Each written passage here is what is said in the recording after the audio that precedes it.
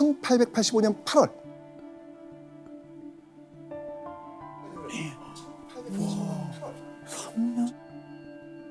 자, 이때 저 멀리서 낯익은 인물이 한양 도성 안으로 서서히 들어옵니다. 설마. 바로 흥선대원군. 맞습니다. 바로 흥선대원군이 조선에 돌아온 겁니다. 와.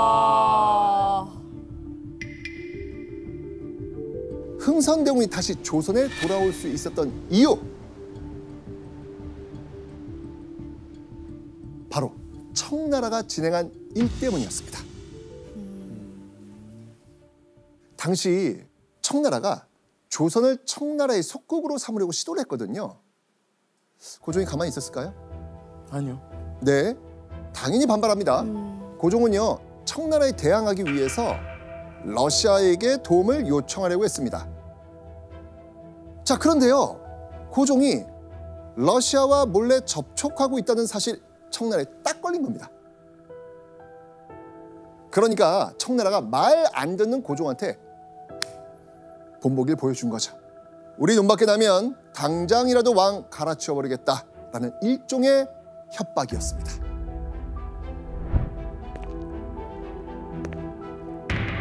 흥선대원의 귀환은요, 고종의 불안감을 더욱더 커지게 만들었습니다. 반대로 3년 만에 조선에 돌아온 흥선대원군, 청나라에 있는 자신을 애써 외면했던 아들 고종에게 복수하고 싶은 심정도 들었을 겁니다.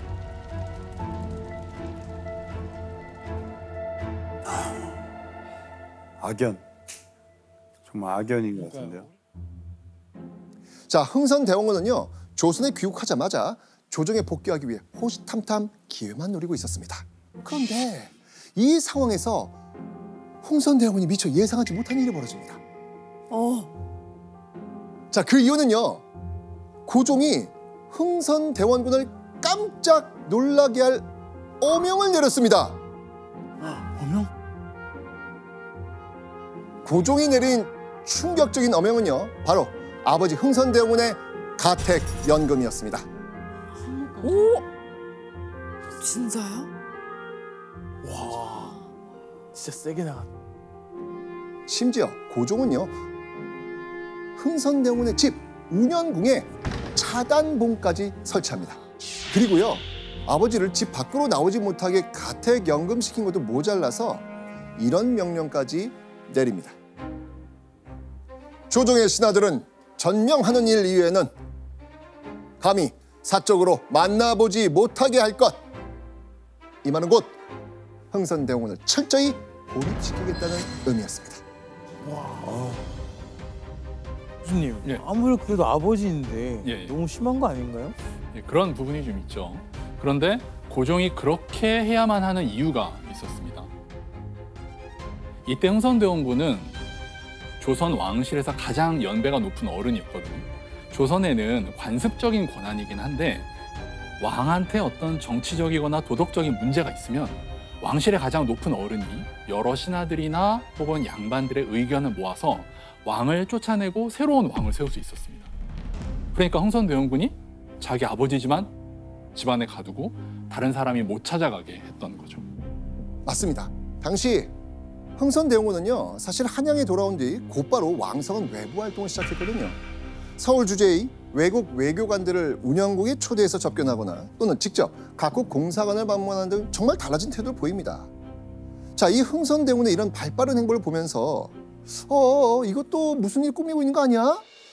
고종은 더욱더 불안해질 수밖에 없었겠죠. 그래서 고종은 아버지 흥선대원군이 정치적인 영향력을 넓히지 못하도록 가택연금이라는 초강수를 준 거죠. 와. 자, 그렇게 고종이 조선 조정을 완벽히 장악한 지 어느덧 9년의 시간이 지난 1894년 6월, 어스름한 새벽, 한양에 탕! 하고 고요한 정적을 깨는 총소리가 울립니다.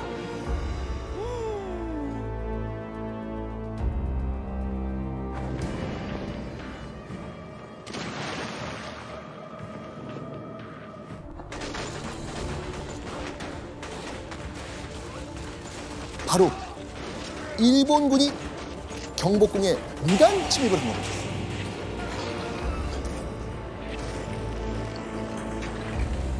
경복궁? 경복궁에 왜 총? 어떻게 된 거지? 자, 근데 이때 일본군의 호위를 받으며 궁에 들어오는 한 사람이 있었습니다. 바로 흥선대원군. 와.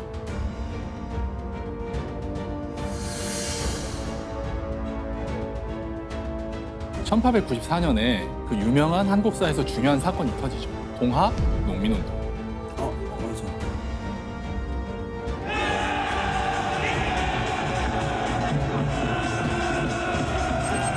근데 이 동학 농민군이 확 하고 일어났는데 조선 정부는 진압을 할 수 있는 힘이 없는 거예요. 그래서 이번에도 청나라에 도움을 줘. 청나라 군대가 왔어요. 근데 문제는 이번에는 일본이 그걸 빌미로 해서 그럼 우리도 조선의 군대를 보낼래 하고 조선에 또 일본군을 보내요. 근데 일본군이 동학 농민군을 상대하는 게 아니라 그대로 서울로 와가지고 경복궁을 점령해버리고 조선 정부를 차지한 겁니다. 근데 문제는 이건 굉장히 무리수잖아요. 그러니까 일본이 조선 정부를 확실히 장악하기 위해서는 협조자가 필요한 거죠. 그 협조자로 일본이 선택한 사람이 대원군이었어요. 그리고 대원군은 거기에 응한 거고. 말도 안 돼. 흥선대원군은 화치는 곧 매국이다 라고 외치면서 외국과의 교류 반대했습니다. 그랬던 흥선대원군이 자신의 권력을 되찾기 위해 일본과 손을 잡은 겁니다.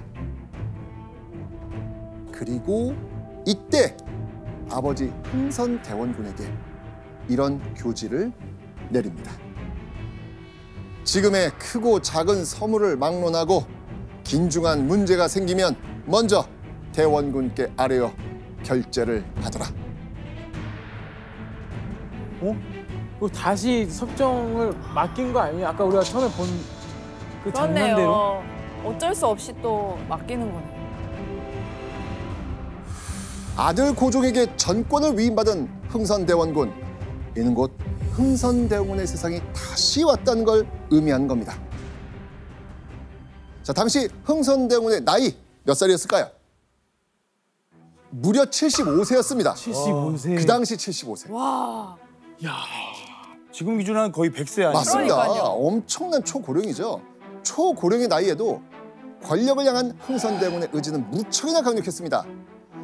그런데 흥선대원군은요, 경복궁에 입궐하고 바로 다음 날 일본 공사관에 아주 충격적인 서신을 보냅니다.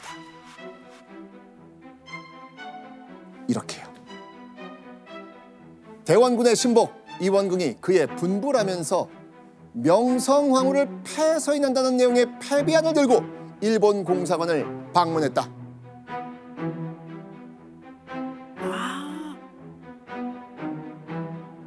고종이 흥선대원군에게 전권을 위임했다고 해도 이때 실제로 조선 조정은 일본이 장악하고 있었거든요.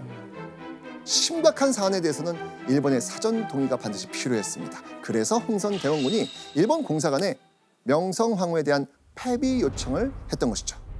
야, 그렇게 막 명성황후한테 마누라를 드디어 또 이렇게. 편지 썼던 분이 대박이다. 권력을 잡으니까 바로 내치네요. 무서운 사람이네, 무서운 사람 진짜. 자, 그런데 일본 공사관 측은 흥선대원군의 패비 요청을 거절했습니다. 자, 그러자 흥선대원군은요, 명성황후 주변으로 눈을 돌립니다. 없는데? 민씨 집안. 맞습니다. 민씨. 흥선대원군 곧바로 민씨 세력 축출에 들어갑니다. 자, 민씨 세력들은요, 백성들의 삶을 어렵게 만들었다는 이유로 파직되거나 투옥되거나 유배형을 받습니다. 와. 자, 이 소식을 듣게 된 아들 고종. 이때 기분도 어땠을까요? 막 심장 벌렁벌렁 뛰고 다시 답답해. 막 옛날 악몽 떠오르면서 막 미치는 느낌? 그렇죠. 조선 조정에 복귀하자마자 민씨 세력을 몰아낸 흥선대원군.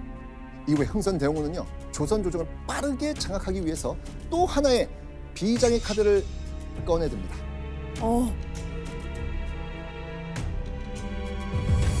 바로 이준용, 흥선대원군의 손자입니다.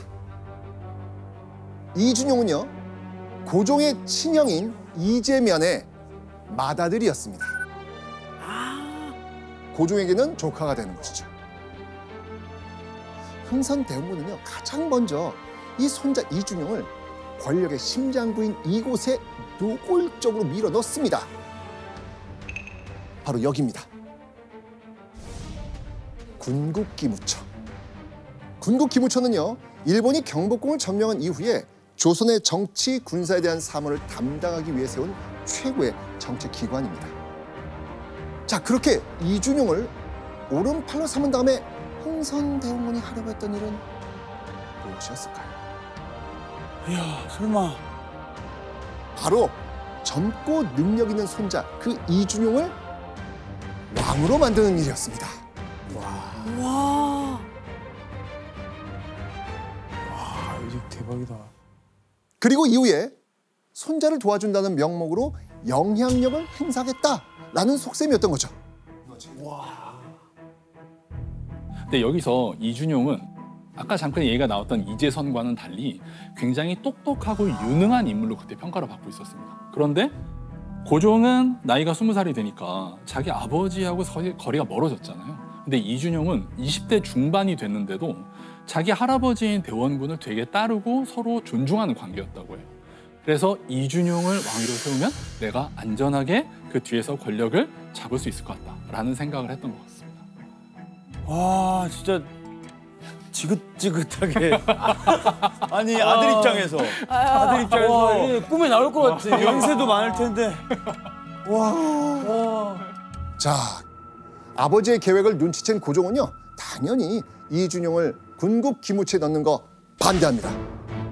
하지만 고종의 주장은 철저히 묵살당합니다. 조선의 왕이란 타이틀이 무색하게 고종은 아버지 흥선대원군의 계획을 막을 힘이 없었습니다. 흥선대원군의 간절한 바람은 얼마 지나지 않아 와르르르 무너져 내립니다.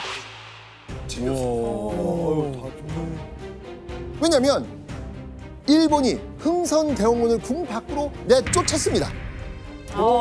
네. 왜 그러죠? 사이 좋았는데. 자, 그 이유는요, 바로 일본의 간담을 서늘하게 만든 한 통의 편지 때문이었습니다. 네. 자, 일본의 간담을 서늘하게 한 편지, 그 내용은 과연 무엇이었을지 영씨 한번 읽어주시죠.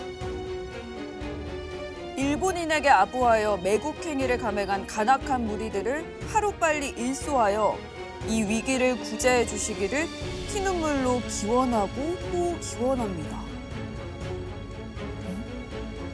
자, 일본에 아부하며 매국한 무리를 한 번에 싹 제거해달라. 이 편지 대체 누구에게 보낸 것일까요? 이 편지는 청일전쟁을 앞둔 1894년 7월 흥선대원군이 평양에 주둔하던 청나라군에게 보낸 밀서였습니다. 와. 일본의 힘을 빌려 정권을 장악한 흥선대원군. 하지만 자신이 온전히 조선 조정을 장악하기 위해서는 어떻게 해야 될까요? 일본이 나가야 돼요. 그렇죠. 그렇죠. 응. 정치 구단이었던 흥선대원군은요, 재빨리 머리를 굴립니다. 일본은 이제 이용할 만큼 이용해 먹었으니까 이제 일본을 몰아내야 되겠다고 결심을 한 거예요. 심지어 흥선대원군은요, 평양감사에게 청일전쟁이 발발하면 몰래 청나라를 원조하라는 밀서도 보냅니다. 와. 정치구단 흥선대원군은요, 이재희 전략, 앞에선 일본에 협조하는 척하고 청나라의 손을 빌려서 일본의 뒤통수를 때리려 한 겁니다. 그런데 청나라 군대를 이용해서 일본을 몰아내려고 했던 흥선대원의 계획은 물거품이 되고 맙니다. 왜요? 갑자기? 일본을 쉽게 이길 거라고 믿었던 청나라군이 맥없이 청일전쟁에서 밀려버리는 거예요. 와. 그리고 얼마 지나지 않아서 흥선대원군이 청나라에 보낸 밀서가 발각되고 만 겁니다. 와. 결국 흥선대원군은요, 일본에 의해 조정에 복귀한 지 약 4개월 만에 다시 일본에 의해서 쫓겨납니다. 심지어는요, 아들 고종에 의해 흥선대원군의 공덕동 별장 아소당이라는 곳에 또 한 번 가택 연금을 당합니다.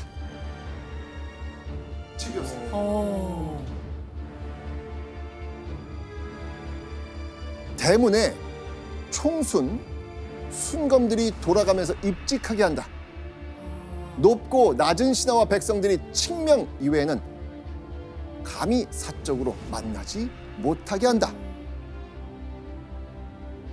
근데 이번엔 좀 다르네요. 이번엔 순검. 그때는 안 지켰잖아요. 그렇죠. 그리고 조선 조정을 장악한 일본 역시 고종의 선택에 동의를 한 거죠. 그러니까 둘 다 적이 된 거네요. 그렇죠. 야. 결국 흥선대원군의 최측근은 모두 힘을 잃게 됐습니다. 이쯤 되면 흥선대원군도 다시 복직하는 걸 좀 포기하지 않았을까요? 이때 흥선대원군 나이가 아까 말했지만 우리 70대. 네. 그러니까 평범한 사람이면 정치 같은 거 다 싫다 이제라고 말할 법 하죠. 그렇죠. 그런데 이때 기록을 보면 흥선대원군은 여전히 되게 정신이 총명하고 기력이 정정했다 이렇게 나와요. 아마도 이때 흥선대원군은 여전히 권력에 대한 의지를 포기하지 않고 지금 상황이 좀 안 좋으니까 기다리면서 기회를 보고 있었을 것 같아요. 그리고 이때 조선 사람들은 고종보다 흥선대원군이 권력을 잡았으면 좋았겠다라는 생각을 굉장히 많이 했었어요. 왜냐하면 이모곤란 터졌을 때 청나라의 군대 요청, 동학농민운동 터지면 또 청나라의 군대 요청. 그러니까 많은 사람들이 흥선대원군이 뭔가 역할을 해줬으면 좋겠다라는 기대가 있었어요. 그래서 한편으로는 더더욱 이 권력에 대한 의지를 놓지 못하지 않았을까라고 생각이 듭니다. 그렇게 자신의 공덕동 별장 아소당에 갇혀 지내던 흥선대원군. 그런데요, 3개월이 지난 1895년 8월 갇혀 지내던 흥선대원군이 경복궁에 다시 모습을 드러냅니다. 와, 약간 거의 뭐 불사조네요.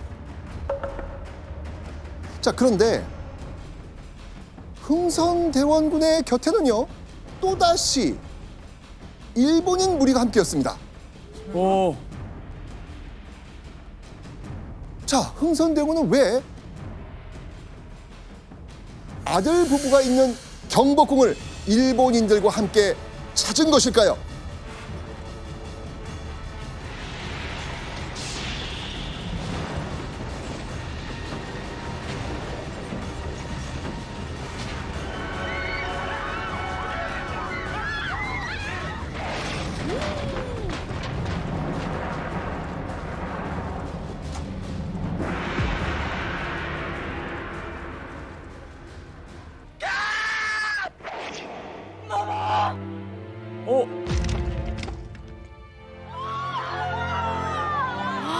와. 한나라의 왕비였던 명성황후가 어처구니 없게도 일본인 자객의 손에 비참하게 살해당합니다. 와. 흥선대원군 때문에. 설마 지금 일본군과 흥선대원군이 한 편이 돼서 명성황후를 시해한 거예요?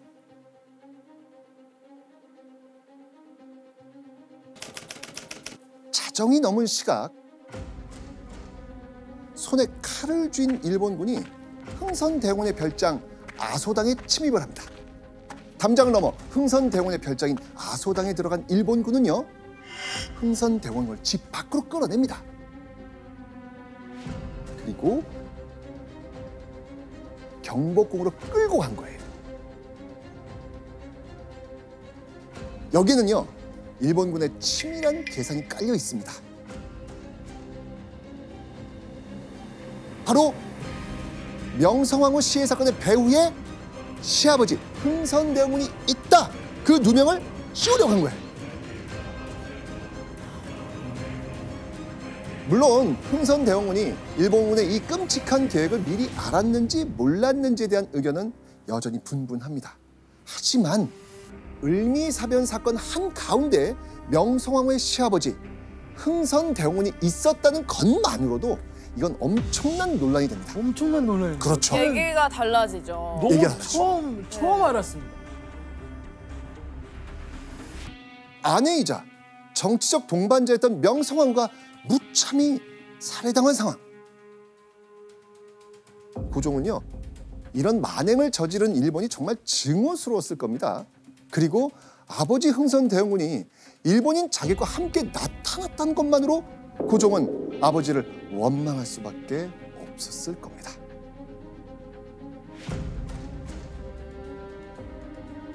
명성황후 시해 사건 이후에요, 흥선대원군과 고종 부자는 철천지 원수가 되고 맙니다. 또 흥선대원군은요, 명성황후 시해 사건의 주범이라면서 백성들에게도 손가락질 받습니다. 이후 흥선대원군은 아들 고종에 의해 또 한 번 가택 연금을 당합니다.